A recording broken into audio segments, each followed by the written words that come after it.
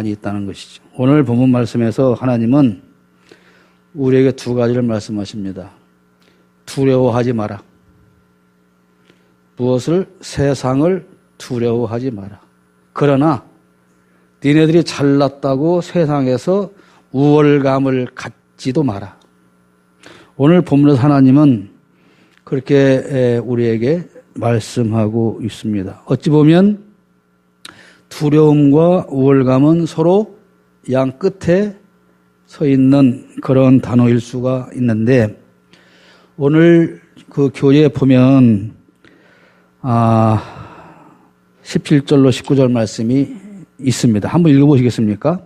내가 혹시 심중에 이르기를 이 민족들이 나보다 많으니 내가 어찌 그를 쫓아낼 수 있으리요 하리라마는 그들을 두려워하지 말고 내 하나님 여호와께서 바로와 온 애굽에 행하신 것을 잘 기억하되 내 하나님 여호와께서 너를 인도하여 내실 때에 내가 본 큰 시험과 이적과 기사와 강한 손과 편팔을 기억하라.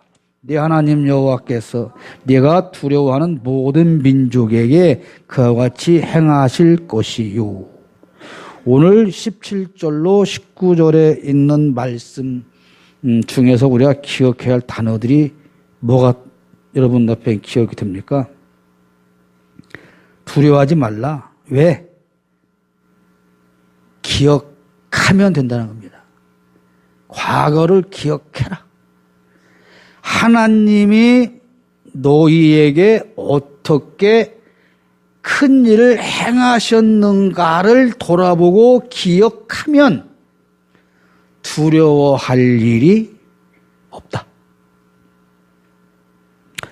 여러분, 두렵다고 하는 것은 뭘까요? 두렵다고 하는 것은 믿음이 있다는 것일까요?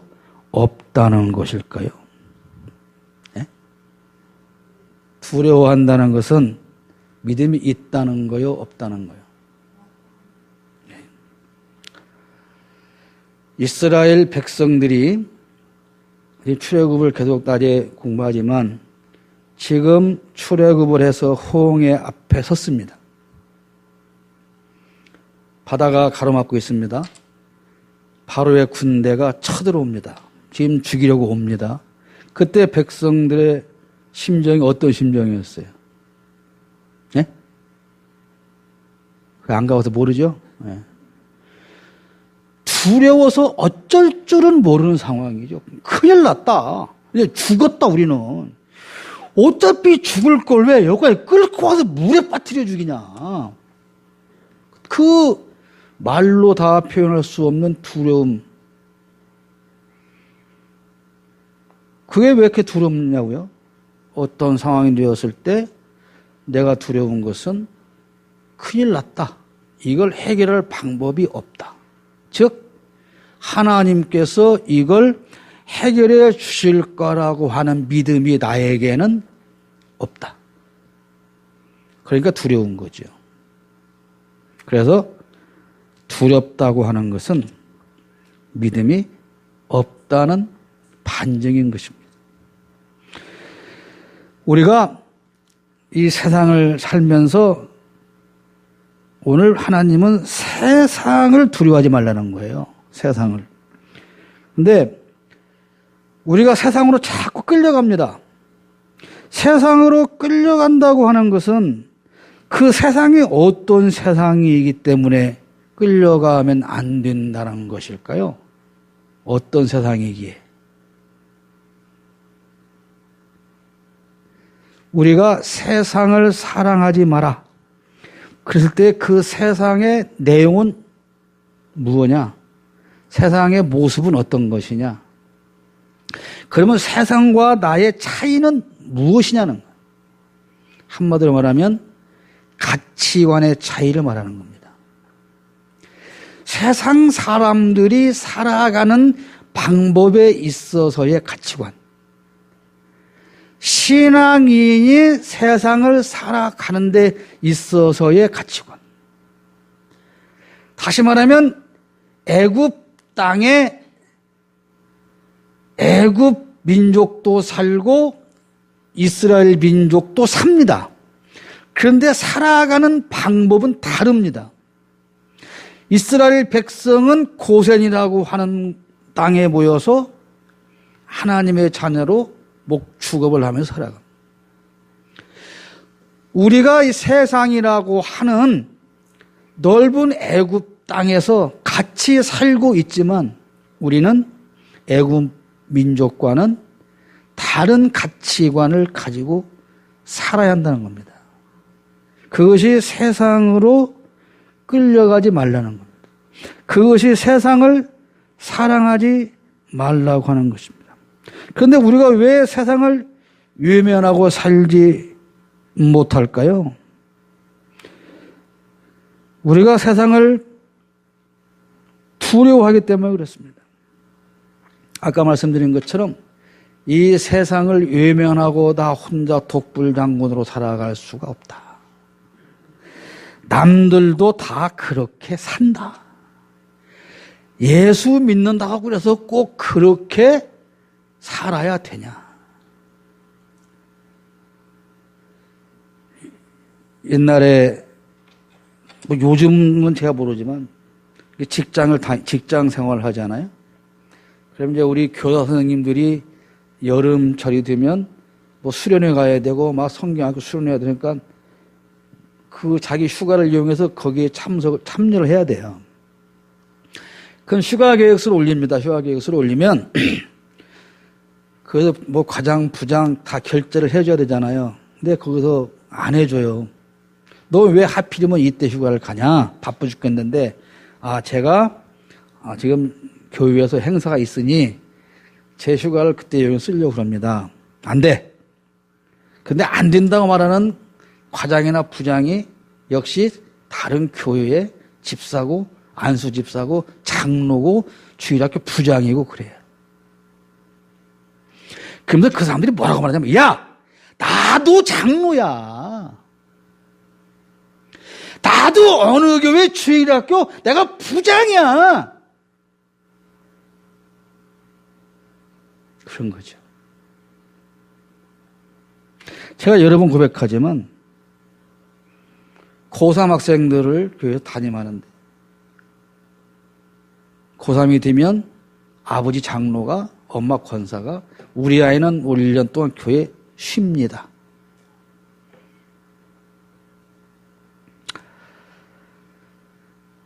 안 되죠. 우리가 세상을 두려워하는 것은 그 세상 속에서 내가 하나님의 자녀로 살아갈 수 있도록 하나님께서 지켜주시겠다고 하는 약속을 우리 믿지 못하기 때문에 자꾸 끌려가는 겁니다. 믿는다는 게 뭘까요? 믿는다. 여러분, 믿는 사람이죠? 뭘 믿어요? 에? 뭘 믿어?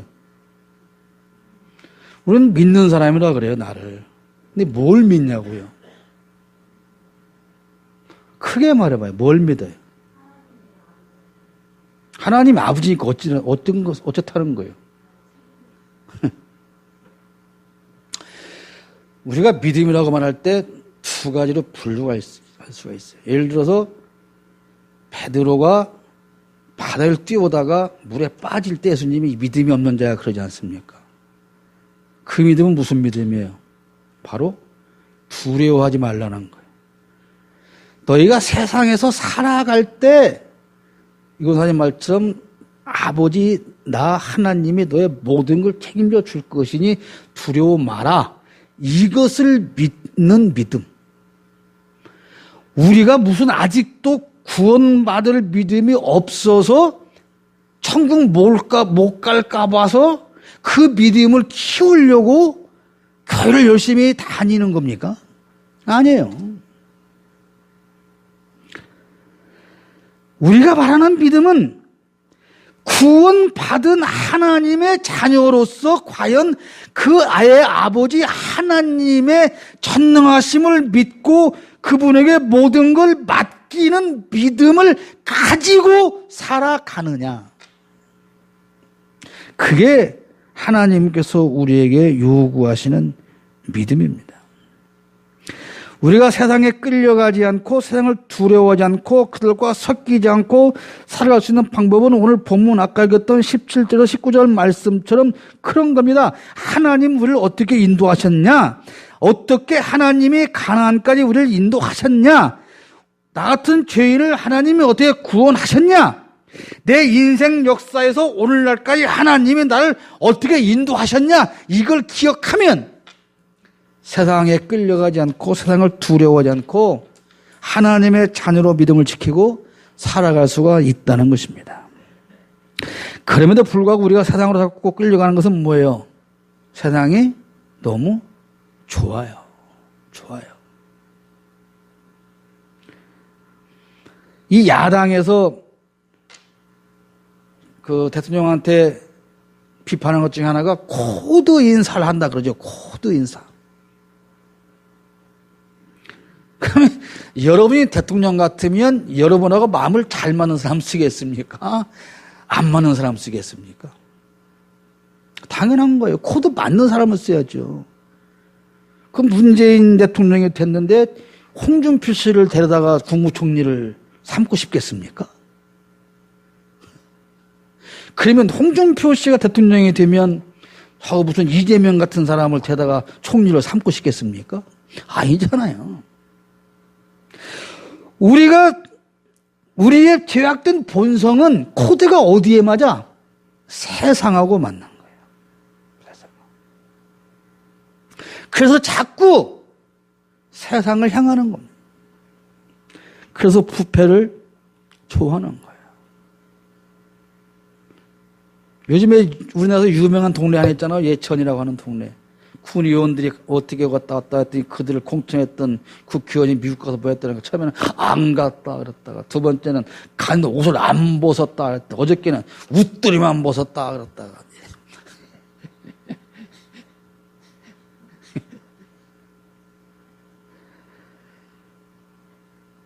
세상이 우리를 가만두지 않습니다.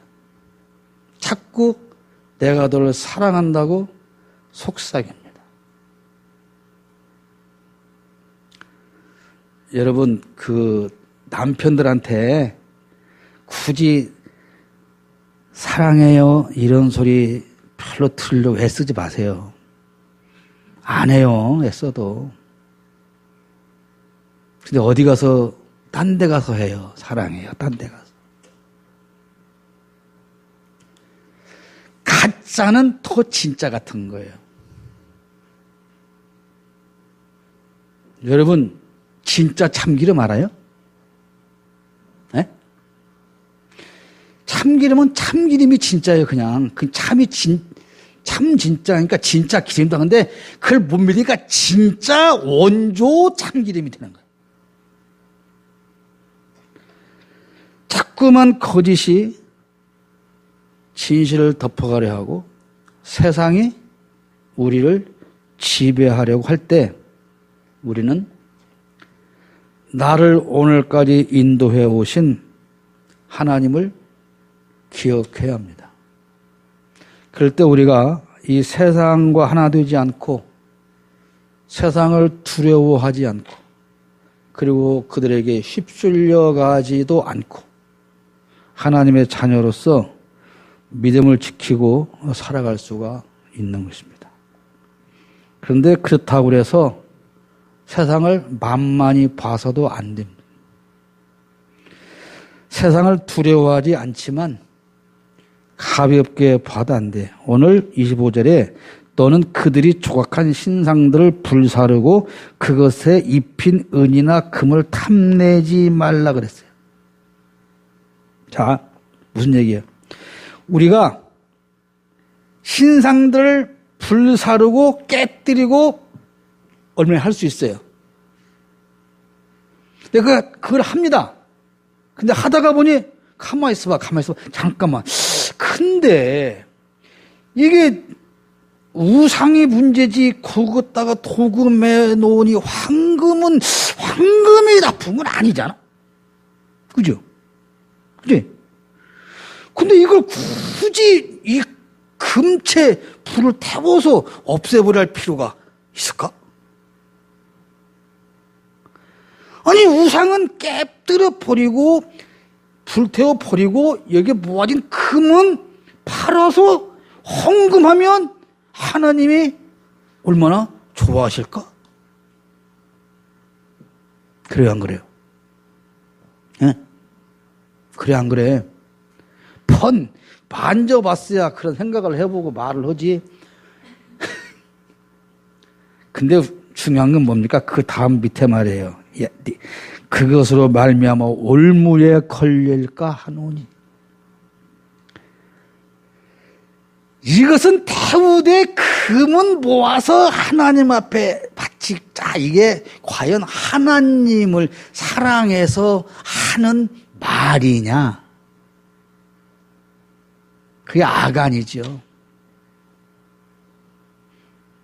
아나니와 삽비라죠.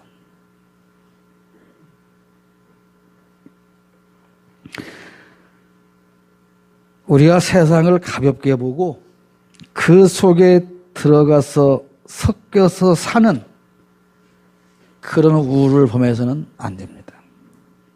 그러니까 쉽게 말하면 하나님을 바보로 생각하지 말라는 거예요. 애들은 부모를 바보로 생각해요. 그죠? 근데 애들이 모르는 게 있어요. 부모가 바보라서 지들한테 속아주는 게 아니고 사랑하기 때문에 속아주는 거거든. 근데 애들은 우리 부모를 내가 속였다 라고 생각을 하는데 문제가 있는 것처럼 하나님께서 우리를 그때그때 즉시 처벌하지 않는다고 그래서 내가 하나님의 눈을 피했다라고 생각하면 대단히 잘못된 것입니다. 세상을 두려워해서 안 되지만 세상에 대한 우월감을 가져서도 안 됩니다. 우월감. 다른 말로 하면 뭡니까? 내 과시, 교만, 나의 의의를 나타내는 것. 그래서 이 말을 뒤집으면 다른 사람을 무시하는 것이죠. 그러니까 우월감은 다른 사람을 무시하는 거예요. 우월감을 가진 사람이 하나님의 은혜를 알까요? 모를까요? 모르죠. 내가 낮아지지 않으면 하나님의 은혜를 알 수가 없습니다. 여러분이 짐작하시는 대로 지난주 중에 목사님과 제가 많은 시간 대화를 했는데 제가 목사님한테 그런 드린 말씀 중에 이런 말씀이 있습니다. 내가 목사로서 13년간 개척하고 목회를 했는데 모든 것이 하나님을 위한 일이었고 성도만을 사랑한 목회였는데 하나님께서는 네 그 목회와 나는 아무런 상관이 없다 라는 말씀을 저에게 하셨고 왜 그렇습니까? 너는 너의 의로움을 위해서 목회를 한 것이지. 나는 성도를 이만큼 사랑하는 목사야. 나는 이만큼 힘든 성도들을 사랑하고 저들만을 위해서 사는 목사야라고 하는 것을 네가 보여주기 위한 것이었지. 진정으로 네가 성도들을 사랑해서 한 거냐라는 질문을 제가 받을 때 저는 내가 더 이상 목사일 수가 없구나라고 인정을 했습니다. 여러분 마찬가지입니다. 목회자나 우리 어린 학생들을 교회에서 영적으로 지도하는 교사들이나 우리가 한 가지 절대로 잊으면 안 되는 게 있습니다. 교회에서 가르치는 자는 선생이 아닙니다. 스승이 아닙니다. 교사가 아닙니다. 그럼 뭘까요? 뭘까요? 말 그대로 목자입니다. 여러분, 목자가 양을 수백 마리를 끌고 다니는 이유가 뭡니까? 가르치려는 겁니까? 예? 목자는 양을 가르치지 않습니다. 목자는 그저 양을 성심성의를 다해서 배불리 먹여주고 위험하지 않도록 살펴주고 위험에 처하면 구해주고 아프면 싸매주고 힘들면 만져주는 것이 목자. 우리는 다 그런 의미에서의 목자여야 합니다. 그런데 우리는 모두가 다 가르치는 사람이 되어 있어요. 다 가르치는 사람이에요. 너는 그것도 모르냐? 너는 예수 믿으면 그것도 모르냐? 그것도 모르냐? 여러분, 설날에 자녀들이 다녀갔습니까? 거기에는 부모 마음에 흡족한 자식도 있지만 부족한 자식도 있습니다. 그 부족한 자식이 고개 들지 못하고 당나가지 못할 때 그것을 바라보는 부모는 피눈물이 나는 거예요. 목사가 성도들을 바라볼 때 이런 아픔이 있어야 되는 것이고, 먼저 예수 믿는 우리가 이제 초신자로서 교회 신앙생활하고 또 교회에 들락거리지만 그의 아픈 모습을 봤을 때 안고 울어줄 수 있는 그 눈물이 있을 때 나를 통해서 예수의 사랑이 그들에게 전파되어지는 거예요.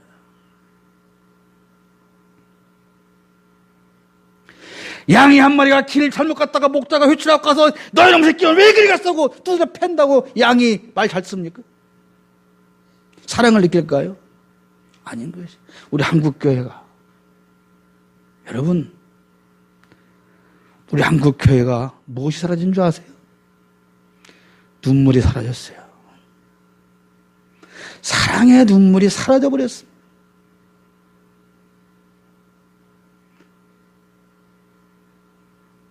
장례의 치름을 봐도 슬퍼할 줄 모르고 피를 불고 나팔 부는 걸 봐도 기쁠 줄 모르고 감정이 다 메말라 버렸습니다.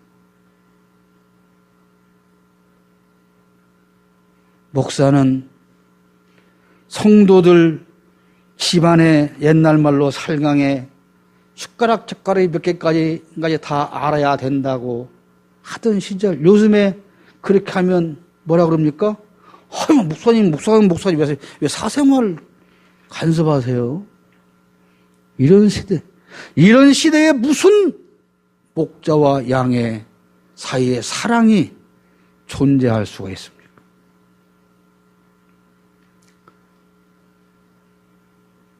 목회자는 성도를 볼 때마다 미안하고 아프고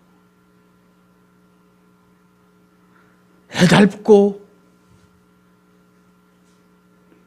성도는 우리 목사님이 얼마나 나를 사랑하는가 이거를 감사하고, 이렇게 되지 않는 상황에서 아무리 무슨 사업을 하자고 외쳐봐야 소용이 없는 겁니다.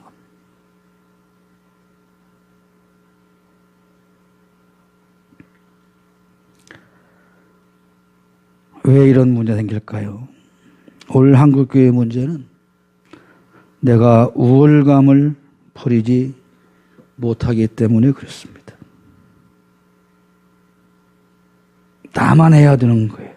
나만. 우리 교회만 이걸 할 수가 있는 거예요. 아닙니다.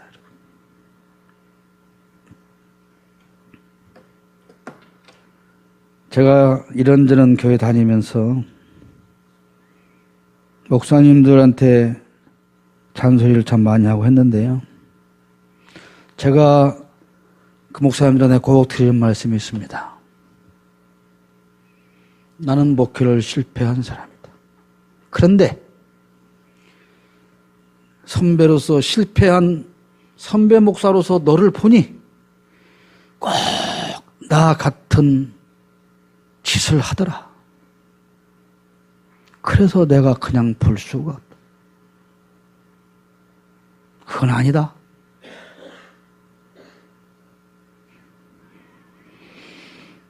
사랑하는 여러분, 종교의 이름으로 얼마나 많은 죄를 짓는지 모릅니다. 뭐 성소수자 얘기 많이 나오죠.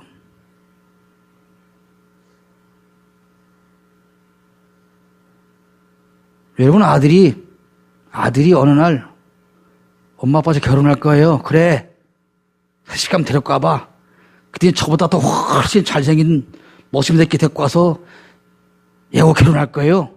그러면 여러분 어떻게 하시겠습니까? 다 끈 딸년 시집 간다고 그래서 야, 그래, 데리고 와봐. 근데 저보다 더 키 크고 이쁜 여자 데리고 와서 엄마 사윗감이에요. 그럼 어떻게 할 겁니까? 그러면 그 따라온 그 상대 아이를 저주해야 됩니까? 우리는 그것을 구별해야 된다는 겁니다. 그 행위와 그 행위 속에 빠져 있는 인격은 다르다는 겁니다.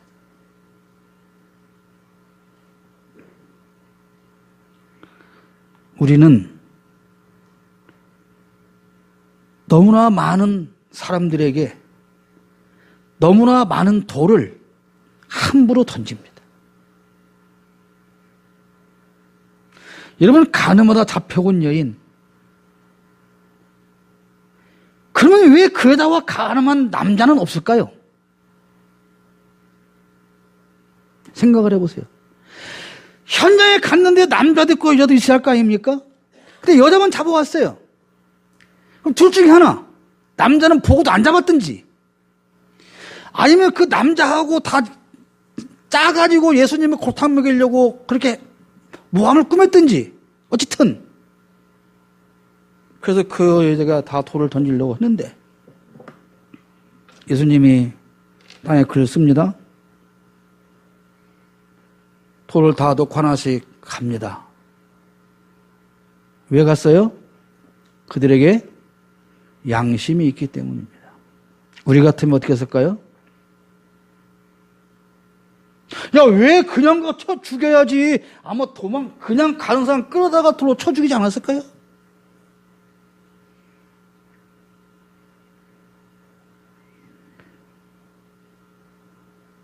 그따위로 해서 복 받겠냐?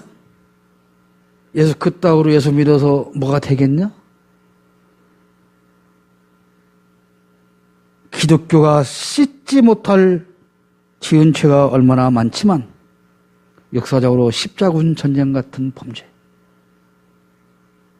우리 한국 기독교 제가 속해 있는 보수 장자 교단이라고 하는 그들이 범하고 있는 집단적인 죄악들.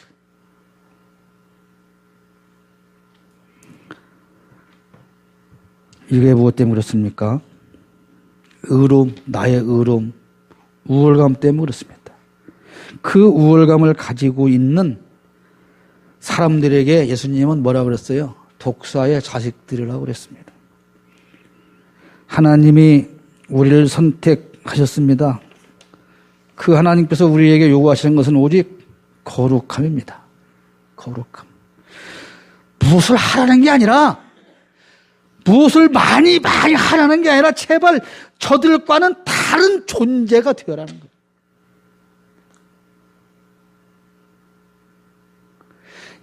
옆집엔 깡패가 살고 깡패 집안 있고 우리 집은 평범한 집에 한다면 내가 내 자식들한테 야, 아무것도 안 해도 좋으니 쟤들처럼은 살지 마. 쟤들처럼 살지 마. 돈 못 벌어도 괜찮아. 깡패처럼 살지 마. 돈 못 벌어도 괜찮아. 공부 못해도 괜찮아. 깡패처럼 살지 마라고 하는 거가 마찬가지로 하나님은 그런 거예요. 야, 니네가 일 조금 안 해도 괜찮으니까 제발 하나님 자녀처럼 살아.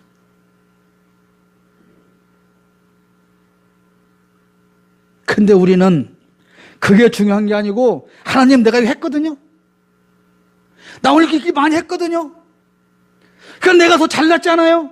쟤보다 내가 더 착하지 않습니까? 저 교회보다는 우리가 훨씬 규모가 작은데 우리가 더 선교를 많이 하니 우리가 더 훌륭한 교회 아닙니까? 목사 하나님. 우리는 그렇게 살고 있지 않느냐 그 말이에요.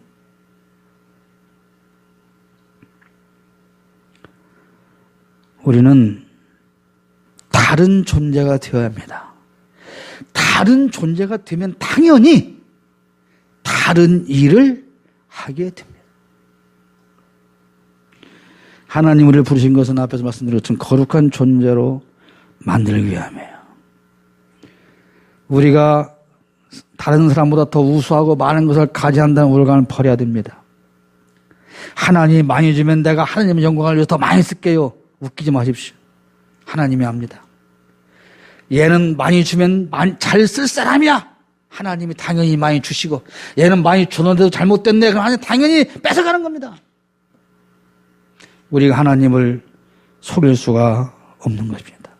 우리가 무엇을 덜 갖고 더 갖고가 거룩함과 아무 상관이 없어요. 교회가 크냐 작으냐가 상관이 없습니다. 내가 예수를 오래 믿었냐 조금 믿었냐 아무 상관이 없습니다. 중요한 건 나는 하나님의 거룩한 자녀로서의 거룩한 존재로 살고 있냐 이것이 중요한 것입니다. 우리는 지금 가나안에 살고 있습니다. 세상과 싸우고 내 안에 있는 원주민 우월감과 싸워야 합니다. 심지어 거만을 떨면서라도 나누어 주고 사랑하려고 억지로라도 애를 쓰는 그런 삶을 살아야 됩니다. 그러나 겸손하게 나누어 줘야 됩니다. 제발 주고 생색내고 사진 찍기 위해서 하는 홍보하기 위해서 하는 그런 것은 안 했으면 좋겠다는 것이 예수님께서 오늘 우리에게 주시는 부탁입니다. 주십시오. 쫓아다니면서라도 억지로라도 나는 아직 인격이 덜 돼서 생색을 안 내고는 못하겠다라도 그러면라도 낮아지려고 애쓰고 주려고 애쓰고 섬기려고 애쓰고 거룩해지려고 애쓰고 우월감을 버리려고 애쓰고 하나님께서 오늘까지 나를 지키고 인도해 주신 삶을 뒤돌아보며 저까지 세상 저것들이 아무리 숫자가 많고 아무리 거대한 힘을 가졌어도 하나님은 내 편에서 나를 지켜주실 것이라고 하는 확실한 믿음으로 두려워하지 말고 싸워서 거룩한 존재로 승리하시기를 주님의 이름으로 축복합니다.